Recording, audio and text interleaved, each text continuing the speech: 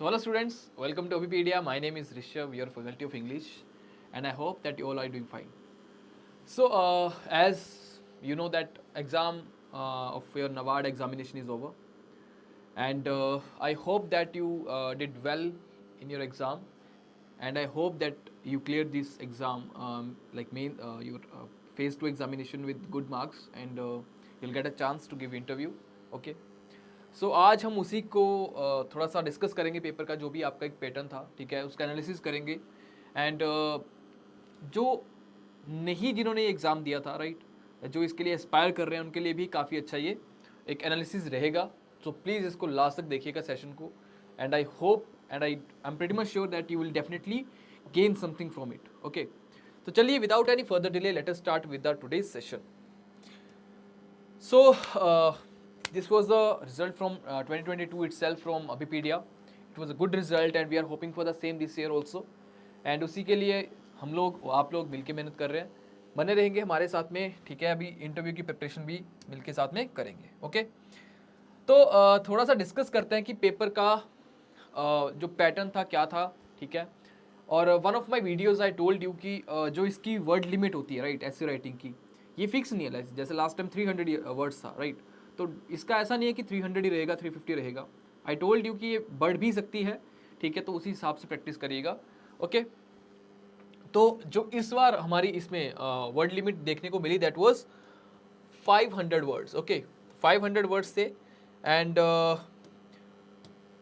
अब बात यह है कि अगर आपके पास में नॉलेज नहीं है तो मुश्किल हो जाता है 500 वर्ड्स में उनको लिखना ऐसे को, ठीक है. But I hope that you did well. And जो आपका फर्स्ट टॉपिक था that was how technology and agriculture complement each other, कि टेक्नोलॉजी और एग्रीकल्चर एक दूसरे को कैसे कॉम्प्लीमेंट करते हैं, ठीक है. Explain it and also give 5 examples how technology helps agriculture. और एग्जाम्पल्स दीजिए, 5 एग्जाम्पल्स दीजिए कि टेक्नोलॉजी कैसे हेल्प करती है, राइट. अब देखिए बात ये है कि थोड़ा सा इसमें आपको एक इंट्रोडक्शन लिखना था, जैसे कि, ठीक है, कि कैसे कॉम्प्लीमेंट करती है, ठीक है. पहले तो आपको इस पार्ट का आंसर देना था, ठीक है, कि कॉम्प्लीमेंट कैसे करती है. ओके, एंड सेकंड इज कि आपको एक्सप्लेन करना था उसको, एंड आपको 5 पॉइंट्स भी साथ में देने थे जिससे कि ये प्रूव होगा कि कैसे टेक्नोलॉजी जो है वो एग्रीकल्चर को हेल्प करती है, ठीक है. अच्छा टॉपिक था, ठीक है, इसको आप लिख सकते थे, ठीक है. और जिन्होंने लिखा होगा आई होप कि आपने अच्छा लिखा होगा, ठीक है. काफ़ी एग्जाम्स को मैंने काफ़ी आपके जो रिटन सॉल्यूशंस थे I examined those also, and I found that a lot of candidates were very good in descriptive and they did very well. And I was hoping कि उन्होंने एग्जाम में भी काफ़ी अच्छा परफॉर्म करा होगा, ठीक है. So the second topic was detrimental effects of social media on intimate social relationships and mental health, ठीक है, कि जो आजकल के detrimental effects हैं कैसे वो चीज़ें अफेक्ट कर रही हैं जो कि इंटीमेट रिलेशनशिप्स हैं एंड उनकी मेंटल हेल्थ को कैसे वो चीज़ अफेक्ट कर रही है. काफ़ी अच्छा टॉपिक था, इस पर भी यू गुड राइट, ठीक है, क्योंकि इसमें काफ़ी वाइड टॉपिक है, राइट, जिसमें कि लिखने को काफ़ी कुछ होता है, जिसमें आप काफ़ी कुछ चीज़ें लिख सकते हो, right. Third one was cooperative societies transforming rural India. अब ये चीज़ देखो, ये जो आपका टॉपिक था ये ARD को कवर कर रहा है, ठीक है. अब ये आपका एक जनरल अवेयरनेस का भी टॉपिक बन सकता है, इसको आप जनरल अवेयरनेस की कैटेगरी में डाल सकते हो, ठीक है. और थर्ड वन है ये कोऑपरेटिव सोसाइटी, ये आपका ESI से इकोनॉमी से भी आ सकता है, ठीक है, इस इकोनॉमी में डाल सकते हो इसको आप, क्योंकि थोड़ा बैंकिंग से रिलेटेड या फिर है ना एक काइंड ऑफ इकोनॉमी से रिलेटेड थोड़ा सा ये टॉपिक हमारा बन रहा है. And the fourth one is discuss the importance of work life balance and why is it necessary, ठीक है. तो ये काइंड ऑफ ये भी आपका एक सोशल टॉपिक बन गया. Okay, so these were all your 4 topics, जिसमें से कि आपको एक टॉपिक पे ऐसे लिखना था, ठीक है. 500 वर्ड्स में आपको इसको समराइज करना था, ठीक है. आपको मैं साथ में सैम्पल सॉल्यूशंस भी प्रोवाइड करूंगा, यू कैन चेक दो सॉल्यूशंस ऑल्सो. एंड उनको लाइक ये जो नेक्स्ट ना इसमें नबार्ड की एग्जामिनेशन को भी जो टारगेट कर रहे हैं उनके लिए भी काफ़ी अच्छा ये सेशन रहेगा. सो प्लीज़ इसको अच्छे से देखिएगा, ठीक है. चलिए फिर आपका ये फर्स्ट टॉपिक है कि टेक्नोलॉजी जो है, how technology and agriculture complement each other, explain it and also give 5 examples how technology helps agriculture, ठीक है। सो अब इसमें स्टार्टिंग में थोड़ा सा आप एक इंट्रोडक्शन दे सकते थे, जैसा कि मैंने आपको बताया कि फर्स्ट जो आपका पार्ट है इसका, कैसे आप इसका आंसर लिखोगे। एज वी नो कि technology has become a very transformative force in the form of support to agriculture, right?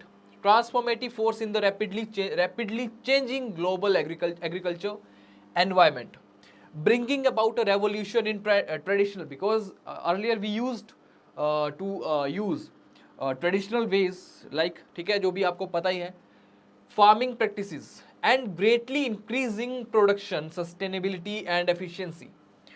With the help of technology, what we have achieved, that we have achieved increase in production, sustainability, efficiency, a symbiotic relationship that not only solves the problem facing the farming community, facing by the farming community, but also creates new opportunities, किसके लिए? For innovation, ठीक है, and that has established by the integration of technology into agriculture, ठीक है। In order to demonstrate 5 main ways that technology is bringing about beneficial change in the farming industry, this article will examine the dynamic relationship between agriculture and technology. सबसे first point जो था, accurate agriculture, ठीक है। Precision farming या फिर accurate agriculture is among the most significant ways that technology has improved agriculture. This strategy optimises many parts of farming by utilising cutting edge technologies like sensors हो गया, GPS हो गया, data analytics हो गया. Farmers are able to manage resources precisely through precision farming. Okay, ये इसका first point हो गया. अब सेकंड पॉइंट देखो जरा इसका, रिमोट ऑब्जर्वेशन एंड सेंसिंग. ठीक है, अब ये क्या है? ठीक है, रिमोट ऑब्जर्वेशन. आई होप कि आप देखो, उसने आपको क्लियरली बोला था कि राइट 5 वेज जिससे कि आप जो कि आपकी फार्मिंग है कि कैसे वो हेल्प कर रही है टेक्नोलॉजी आपकी फार्मिंग में. सो आपको क्या करना था कि ऐसे नंबरिंग करके, ठीक है, 5 पॉइंट्स आपको लिखने थे, right. It should be very clear, पढ़ने वाले को भी अच्छा लगे जो पढ़ रहे इस चीज को. ऐसे एक मतलब ऐसा नहीं कि घुसा देना है बीच में ना, so space you can use that, है ना. अच्छा, फिर देखिए, अब ये जो रिमोट ऑब्जर्वेशन है, ये जो लार्ज स्केल वाले फार्मर्स हैं उनके लिए काफी अच्छी चीज है, because drones and satellite imaging have completely changed how farmers tend to and monitor their crops. By giving farmers access to real-time data on crop health, these tools enable them to identify problems such as pest disease हो गया, ठीक है, nutrient deficiencies हो गया, ठीक है. ये जो भी चीज़ें थी इनको आराम से वो टैकल कर सकते थे. इनके पास जो फार्मर्स थे, they could have the information about these things very easily, ठीक है. फिर अब ये चीजें इंप्रूव करती हैं crop health overall and lessens the need for over using fertilisers and pesticides. आपका third point, automated gear box, ठीक है. Now a time there are very like very equipment, there are much equipment that we have, जो कि आपका time भी save करते हैं, production भी बढ़ाते हैं, ठीक है, एफिशिएंसी भी बढ़ाते हैं. Okay, the efficiency of farming operations has greatly Ryzen with the introduction of automated machinery. Labor intensive processes are streamlined by technologies like robotic, ठीक है. अब चलो, अब ये वो चीजें हैं, जैसे फॉर एग्जांपल एक एग्जांपल दूं, जैसे कंपाइन की बात करता हूं, ठीक है. कंपाइन की बात करूं तो अब कंपाइन जो है वो आपका it saves a lot of time, because पहले अगर हम हाथ से काटते थे वहां पे एक तो हमारा खर्चा ज्यादा होता था, टाइम ज्यादा लगता था, बट अभी टाइम भी सेव होता है, ठीक है. और जो आपका एक्सपेंस है वो भी कहीं ना कहीं, अगर देखो बात वही है कि अगर टाइम ज़्यादा लग रहा है, ठीक है, और लेबर भी ज़्यादा है तो पैसे भी ज़्यादा लगेंगे, ठीक है. और अगर आपके पास में मशीनरी है, उसी काम को आप कुछ घंटों में कर सकते हो, जो कि कोई लेबर हो सकता है 10 लोग 5 दिन लगाएंगे, 10 दिन लगाएंगे, राइट. तो this is a very good thing कि जो टेक्नोलॉजी ने हेल्प करी है लार्ज स्केल पे, ठीक है, that is automated gear box. Then the fourth one is internet of things. अब ये क्या है, मतलब with the creation of smart farming systems, the internet of things, IoT has found use in agriculture. Farmers may make educated decisions by using real time data collected by internet of things, ठीक है, devices like weather stations and soil sensors. अब ये काफी अच्छा point है, ठीक है, कि जो वेदर से पहले क्या था कि आइडिया लगाते थे लोग ट्रेडिशनल वेज से कि कैसे कब बारिश होगी, कितनी बारिश हो सकती है ना, बट नाउ अडेज थोड़ा सा वो चीज़ें एडवांस हो चुके हैं। इवन हम एक साल का भी देखते हैं कि इस साल मानसून अच्छा होगा, तो फार्मर्स थोड़ा उस हिसाब से वो अपना प्लान कर लेते हैं कि हाँ इस हिसाब से अगर जो भी अगर फार्मिंग, क्योंकि farming is all about monsoon, ठीक है, मानसून अच्छी होगी then farming will automatically will be good. Okay, but the thing is कि काफ़ी चीज़ें जो हैं वो इंटरनेट की हेल्प से काफ़ी चीज़ें ईजी हुई हैं, ठीक है, सेंसर्स की हेल्प से। Because of their inter connection these devices form a network that facilitates easy data sharing and communication.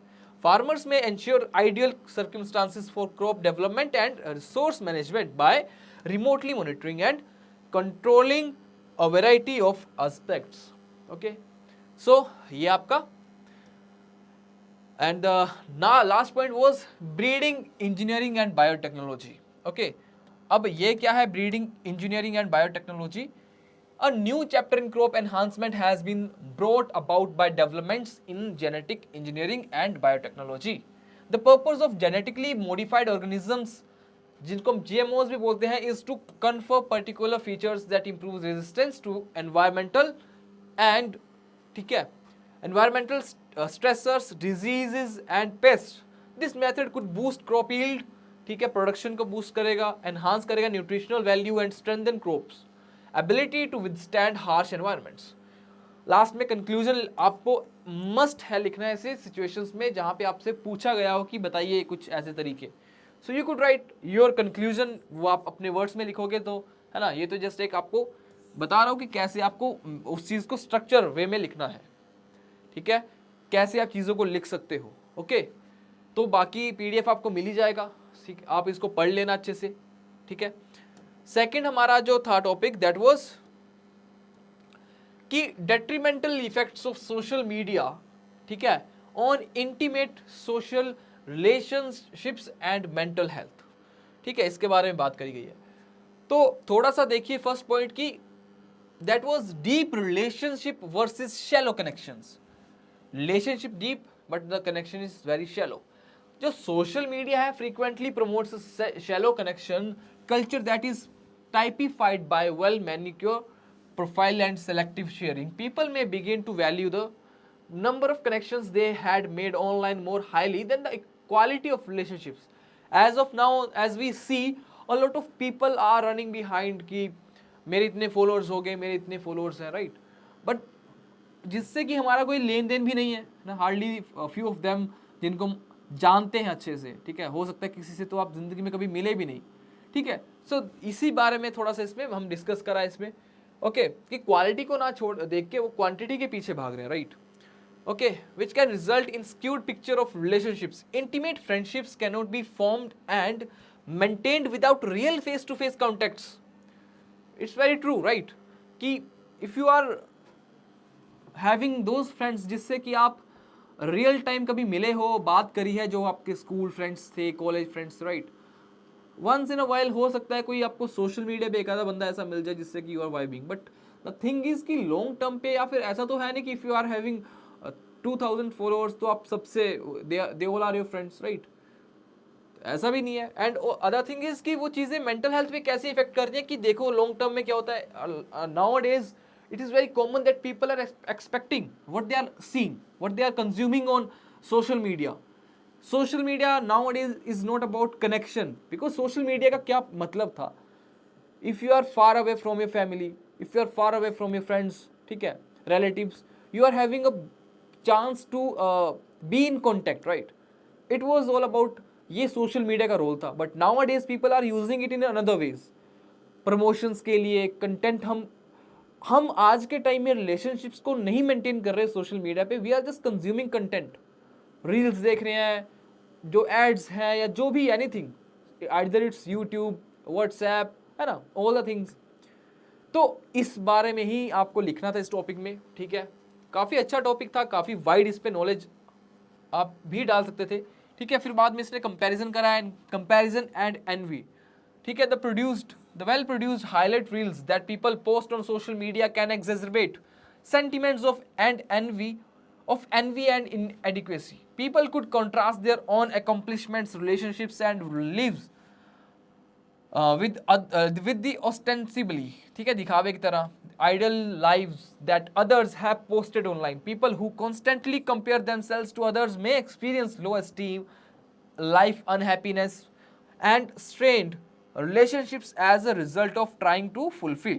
फिर प्राइवेसी इन्वेजन हो रहा है सोशल मीडिया से, और नाउ इट इज कहीं ना कहीं सुनने को मिल जाता है, ठीक है, कि कुछ ऐसी फोटो पोस्ट हो गई, a lot of things we can, है ना, आज के टाइम में तो बहुत सी चीज़ें हैं, तो ऐसा नहीं है कि प्रोज है तो कॉन्स भी हैं, but now it is pros are very less and cons are very high. Okay, फिर नेक्स्ट पॉइंट आप देखिए, कम्युनिकेशन इश्यूज आ रहे हैं इसकी वजह से. Although social media gives people a way to communicate, it can also result in misconceptions and miscommunications. Lack of non-verbal clues like body languages, है ना, ये चीज़ भी आपको देखने को मिलती होगी. बहुत से लोग देखते हैं कि, है ना, लाइक दे आर, अगर आप कुछ चीज़ को, like personally I don't prefer doing chat, ठीक है, if I need someone, if somebody needs me, I मैं उनको आराम से ये प्रेफर करता हूँ कि make a call any time, doesn't matter it's either it's day और night, you can contact me, ठीक है. This is my philosophy to my friends, my relatives, right, जो भी मेरे चाहने वाले हैं, बिकॉज हर इंसान का पर्सनल होता है. For example, if you are having miss communication and you are solving that miss communication over a chat, right, तो दैट इज़ नॉट समथिंग की जो एक अच्छी चीज़ है, right.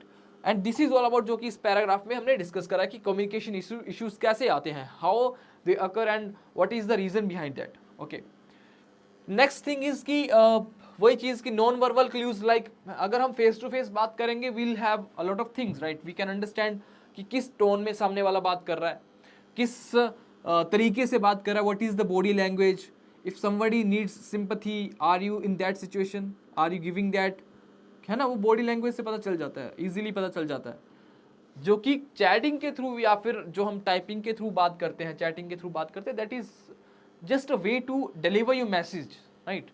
That is not something कि जो कि एक कम्युनिकेशन का टूल होना चाहिए, right, which can cause disagreements and strained relationships. The development of critical social skills may be impacted by dependence of digital communication, which may also lead to decrease in person interactions. ठीक है, addiction and mental health problems की बात करी गई है. Social media's addictive qualities, वही बात, ये पैराग्राफ आपका, social media's addictive qualities which come with frequent updates and notifications. ठीक है, तो ये काइंड ऑफ एडिक्शन होता है, जैसे कि किसी का पिंग करा मैसेज फटक से देखने जाओगे, वट किसका किसी का भी मैसेज होगा ना, रील्स देखने का आदत या स्टेटस है ना, तो ये कुछ पॉइंट्स से फिर समरी में क्या आप अपने हिसाब से कुछ भी लिख सकते हो, right. Even though social media has unquestionably changed how people communicate, ठीक है, and share information, it is important to recognize that there may be negative effects on mental health and close social relationships. To mitigate these negative effects, it is imperative to strike a balance between online and offline interactions, cultivate genuine connections, and encourage throughout thoughtful use of social media, right. तो ये आपका conclusion हो सकता था, ठीक है. Third, इसको आप रीड कर लेना, ठीक है. कोऑपरेटिव सोसाइटीज़ के बारे में बात करी गई है, एंड ये आपको मैंने थोड़ा सा इसमें जो भी चीज़ें कैसे आपको लिखना है थोड़ा सा आइडिया दे ही दिया है, ठीक है. अगर कुछ ऐसा टॉपिक आपको मिलता है कि जिसमें आप ट्राई करिए उसको पैराग्राफ्स में डिवाइड कर दीजिए, पढ़ने में भी अच्छा लगता है, बिकॉज ऑनलाइन पढ़ेगा सामने वाला एग्जामिनर भी, it looks better, right, when you write it very neatly, very cleanly, in a very tidy manner, it looks great, okay. and पढ़ने वाले को भी मज़ा आता है, ठीक है. तो ये कोऑपरेटिव सोसाइटीज़ के बारे में है. And the next one is जो भी आपका लास्ट है, that is discuss the importance of work life balance, ठीक है.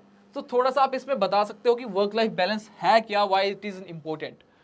The significance of work-life balance in contemporary life cannot be emphasized. It speaks of striking a balance between one's personal and professional life, है ना, and obligations in order to give oneself enough time for work, family, leisure, and self-care for a variety of reasons that affect both societal productivity and one's own health. Striking a healthy work-life balance is crucial. Okay. फिर आप points में लिख सकते हो क्या, first point आप एक health और वेलबींग, अगर वर्क लाइफ बैलेंस होगी तो कैसे आपकी हेल्थ भी अच्छी रहेगी, वेलबींग अच्छा रहेगा ना।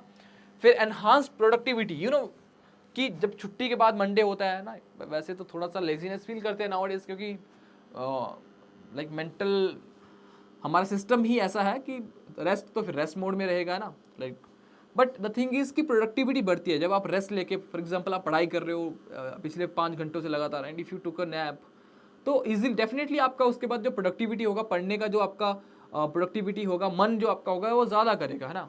तो फ्रेशनेस वो जो आप लेके उसके ब्रेक के बाद में आप उस टाइम को अगेन फिर you can make that time more productive, right. तो इसी बारे में बात कर रहे हैं। फिर हेल्दी रिलेशनशिप्स, बिकॉज अगर आपका वर्क लाइफ आपकी बैलेंस है, then you can definitely make maintain good relationships, not with just like your partner but also with your family members, your relatives, right। खुद को भी टाइम चाहिए रहता है ना। तो all these things are discussed in this topic।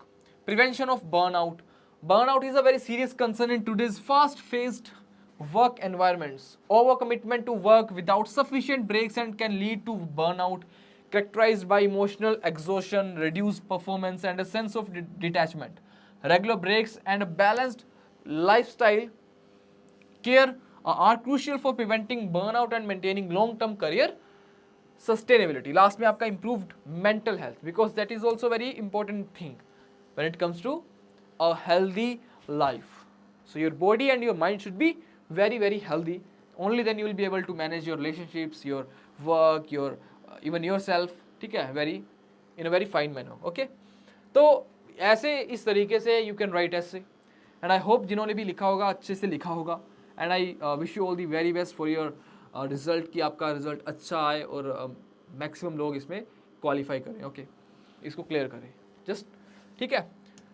Okay so इसके बाद था हमारा प्रेसी राइटिंग, ठीक है, जस्ट अ मोमेंट। हाँ, ये इसका एनहांस क्रिएटिविटी एंड इनोवेशन है नेक्स्ट पॉइंट में, ठीक है, कि क्रिएटिविटी भी डेफिनेटली बढ़ेगी अगर आपका माइंड एकदम साउंड है, ठीक है, बॉडी माइंड बिल्कुल साउंड है, then you can be creative. आप कुछ एक्स्ट्रा सोचोगे, you will think out of the box, quality of life improve होगी, ठीक है। कंक्लूजन में आप लिख सकते हो कि work life balance is not just a personal luxury but also a very necessary thing, because अगर आपकी वर्क लाइफ बैलेंस होगी then you can give a good productivity while working, है ना, अपनी लाइफ को, अपने आप को, हेल्थ को, है ना, सब चीज़ों को बैलेंस कर सकते हो आप, ओके। तो इसी के बारे में इसमें कंक्लूजन में आपको लिखना था, ओके। चलिए नेक्स्ट आपका है प्रेसी।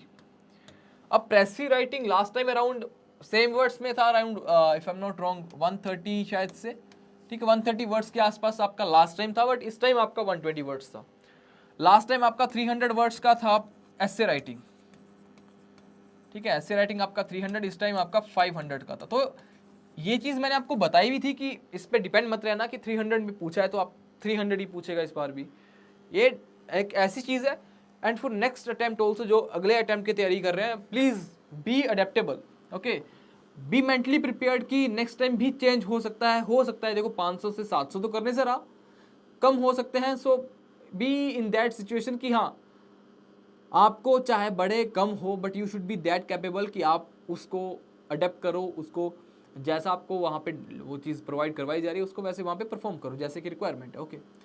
सो that's a thing that you need to keep in your mind. And also competition is rising day by day, so it is very important कि उनको भी कंपटीशन वहीं पे रखना है उसके आसपास, so they will definitely make some changes, okay. तो उन चीज़ों को भी आप कंसिडर करके चलिए दिमाग में, ठीक है। तो प्रेसी था हमारा, media marketing is not what it is used to be earlier, now it is all about consuming content and not connecting with other। तो इसके बारे में, मीडिया के बारे में हमने पीछे बात करी ना कि मीडिया कैसे अफेक्ट कर रहा है, ठीक है, वो इंटीमेट रिलेशनशिप्स को, ठीक है।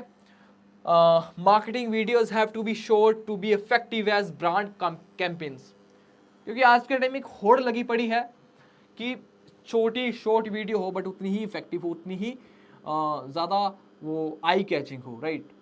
तो इसी के ऊपर आपको प्रेसी लिखना था, ठीक है। एक पैराग्राफ आपको दिया था इसमें, वैसे तो मैंने डाला नहीं है वो, ठीक है, इसमें आपको पैराग्राफ दिया था एंड उसको पढ़ के आपको उसको समराइज करना था, राइट, 120 वर्ड्स में। तो ऑब्वियसली अगर 120 वर्ड में था तो अराउंड इसका 3 टाइम्स कर लो आप, अराउंड 350 टू 360 वर्ड्स के आसपास वो रहेगा ना, तो पैराग्राफ रहा होगा। ओके, हो सकता है 400 वर्ड्स का भी हो, बट तो इसका सोल्यूशन मैंने यहाँ पे लिखा है वैसे। सबसे पहले जब भी आप प्रेसी राइटिंग लिखते हो, you are suppose to give a title. Title उसको देना बड़ा ज़रूरी होता है, ठीक है। एंड आई होप टाइटल आपने दिया होगा, एक अच्छा सा टाइटल उसमें से। इसमें जो मैंने मेरी तरफ से टाइटल है, that evolution of media marketing, ठीक है, from connection to content consumption, ये टाइटल दिया इसका, ठीक है। Evolution of media marketing from connection to content consumption. The goal of contemporary media marketing has changed dramatically from building deep connection to emphasizing content consumption, in contrast to previous eras where connection and engagement were critical. Modern marketing centers on the consumption of succinct content, ठीक है। These days the shortness of marketing videos determines how successful brand campaign is, या are. So short films are now essential, highlighting the need for succinct powerful messages in the society where people's attention spans are finite. मतलब अब ऐसा है ना कि 30 second का shot है, लोग उसमें भी स्किप कर देते हैं। सो यू कैन इमेजिन कि हमारा जो अटेंशन स्पैन है वो कितना कम हो चुका है, राइट। हम एक जगह पे 30 सेकंड से ज़्यादा टिक ही नहीं पा रहे, राइट। सो यू कैन तो उस चीज़ से आप थोड़ा सा आइडिया ले सकते हो, ठीक है। तो ये इसको आप पढ़ लेना, ठीक है। पीडीएफ आपको मैं प्रोवाइड करवा ही दूंगा। एक जस्ट आपको आइडिया दे रहा हूँ, ठीक है, कैसे आपको अप्रोच करना था। लास्ट में था आपका लेटर राइटिंग, जो कि 150 वर्ड्स का था इस टाइम, ठीक है। लास्ट टाइम थोड़ा ज़्यादा था, ये 200 वर्ड्स के आसपास था। तो ये चीज़ें वेरी करेंगी, सो बी प्रिपेयर्ड मेंटली, ठीक है, इन चीज़ों के लिए। अब इसमें मैंने फर्स्ट लेटर का आपको एक आइडिया दिया है, ठीक है। अब इसमें तो सबसे इजी मेरे हिसाब से शायद मैक्सिमम लोगों ने इसी को अटेम्प्ट करा होगा कि write a letter. First one देख लेते हैं पहले तो। Write a letter to your resident welfare association for creating a library in locality. देखो मुश्किल तो नहीं होते ये, है ना। मेरे हिसाब से सबसे इजी लेटर राइटिंग होता है, स्कूल से लिखते आ रहे हैं हम तो, है ना। Write a letter to the electricity board regarding the mismatch of address in your electricity bill asking to recreate it. And the third one is write a letter to your manager to congratulate him for being promoted and telling him about the role he played in your career. तो मुझे लगता है कि काफ़ी लोगों ने इसके ऊपर लिखा होगा, क्योंकि मैं देखा था काफ़ी जो टेस्ट डिज़ाइन करा था पीडिया ने, उसमें भी इसके ये चीज़ें आपको इस टाइप के लेटर्स मैंने देखे थे, ठीक है। तो इजी था वैसे तो, है ना। थर्ड वन तो काफ़ी इजी था, क्योंकि आपको स्टार्टिंग में पहले अपना नाम लिखना है, ठीक है, अपना नेम लिख दिया, डेजिग्नेशन लिख दिया, और जो भी डेट लिख दी नीचे, फिर मैनेजर का नाम, उसकी, है ना, डेजिग्नेशन लिख दी, ऐसे करके सब्जेक्ट लिख दिया, ठीक है। अपनी पोस्ट लिख दी साथ में कि किस पोस्ट पे आप हो, है ना। और फिर आपको मैनेजर को कंग्रेचुलेट करना था, ठीक है। और ये भी वैसे मुश्किल नहीं था first one, write a letter to. वैसे तो देखो मुश्किल तो कोई भी नहीं है इनमें तीनों में से, because letter writing is something, अगर आपको उसका जो स्ट्रक्चर है पता है कैसे लिखना है, तो उसके बाद तो आपको बॉडी पार्ट में बस लिखना है अपने हिसाब से, वर्ड्स को डालना है, दैट्स ऑल, है ना। तो फर्स्ट वन देख लेते हैं कैसे इसमें हमने इसको लिखा है। तो क्या इंपॉर्टेंट चीज़ें हैं, सबसे पहले आप अपना एड्रेस लिखोगे, ठीक है, अपनी डेट डाल दी। मेल वैसे ये तो कंपल्शन नहीं है, अगर ईमेल डालना चाहते हो तो डाल भी सकते हो, नहीं तो चल जाएगा काम, ठीक है। लास्ट जिसको लिख रहे हो उसका वो आपने डाल दिया to the presidents welfare association Mohali Punjab, है ना। अपना नाम डाल दिया, अपना एड्रेस डाल दिया मोहाली, अपनी सिटी डाल दी, अपना स्टेट डाल दी, है ना। उसके बाद में सब्जेक्ट, ठीक है। तो जो proposal for establishing community library, ये आपका सब्जेक्ट हो गया। यहाँ पे दिख नहीं रहा वैसे तो स्क्रीन पे, but the subject is proposal for establishing a community library, okay. It can differ, ऐसा नहीं कि जो मैं लिख रहा हूँ ऐसा ही होना चाहिए, बट अपने हिसाब से एक सूटेबल टाइटल आपको वहाँ पे सब्जेक्ट लिखना है, ठीक है। क्योंकि सब्जेक्ट क्या होता है, जो भी कोई ऑफिसर पढ़ेगा जब भी इस चीज़ को, तो सबसे पहले वो टाइटल देखेगा कि किसके बारे में वो चीज़ चाहता है, ठीक है। सो जो आपका सब्जेक्ट होता है that should be eye catching, है ना। फिर इसमें बॉडी पार्ट में आप क्या लिखोगे, रिस्पेक्टेड प्रेसिडेंट, है ना। डियर मैं अवॉइड कर रहा हूँ क्योंकि फॉर्मल है, तो इसमें आप डियर को अवॉइड करिए। रिस्पेक्टेड प्रेसिडेंट, है ना। I hope this letter finds you well, ये अपने बारे में थोड़ा सा अपने उसके थोड़ा सा एक है ना स्टार्ट जैसे करते हैं। I am writing this letter to propose the creation of a community library in our locality or area. A library would immensely benefit, है ना. तो इस चीज़ें करके ऐसे करके आपने थोड़ा सा इसको बढ़ा सकते थे, क्योंकि 150 वर्ड्स थे, है ना. ऐसे तो अराउंड 150 वर्ड्स है ये, बट अपने हिसाब से कैसे आपको अरेंज करना था उसको, है ना. सबसे इंपॉर्टेंट है आपका इसमें जो आपकी जो हेडिंग आप देते हो ना, है ना, जो आप उसका स्ट्रक्चर है, किस स्ट्रक्चर में आप उसको लिखते हो, दैट इज इंपॉर्टेंट. सबसे पहले अपना नाम, अपनी, है ना, जो भी आपका हाउस नंबर ये वो, एंड फिर जिसको आप लिख रहे हो बीच में डेट डालनी है ना, सब्जेक्ट नहीं भूलना है, सेमी कोलन, ये छोटी छोटी चीज़ें थोड़ी सी नोट करने वाली होती हैं. लास्ट में फिर वही, है ना, अप्रिशिएट करना है, और लास्ट में थैंक यू बोल के सिंसियरली, और यहाँ पे अपना नाम, यहाँ पे दिख नहीं रहा, इसके नीचे वैसे अपना नाम आएगा, ठीक है. जैसे नाम इसमें सचिन है, तो आप इसमें सचिन लिखोगे. ओके, चलिए. सो ये था हमारा एक एनालिसिस, जिसमें कि थोड़ा सा आपको मैंने आइडिया पहले भी दे रखा था कि कैसे आपको अप्रोच करना है. I hope those videos help you a lot, and I hope that you actually did well in your exam, and I pray for you to qualify or clear your exam with good marks. And जो भी जिनको लगता है कि exam अच्छा गया है, please start preparing for your mains exam, like for your interview examination, ठीक है. अच्छे से तैयारी करिए, and be ready for that. Okay, और जो आपके हाथ में था, you have given your best, ठीक है. प्रे करिए, और नेक्स्ट जो आपकी स्टेज है उसके लिए तैयार हो जाइए, उसके लिए तैयारी करना स्टार्ट कर दीजिए. 1-2 दिन का ब्रेक लीजिए, enjoy your time, and wish you all the very best. So इसी के साथ में आज का हम ये सेशन करते हैं and. Okay, I hope that you liked the session, and I wish you all the very very best. जो भी आप एग्ज़ाम दे रहे हो, जो भी आप देना चाहते हो, I wish you all a good success in your career. Thank you very much from my side, and wish you all the best. मिलते हैं नेक्स्ट सेशन में. Till then take care, bye bye, Jai Hind, जय भारत.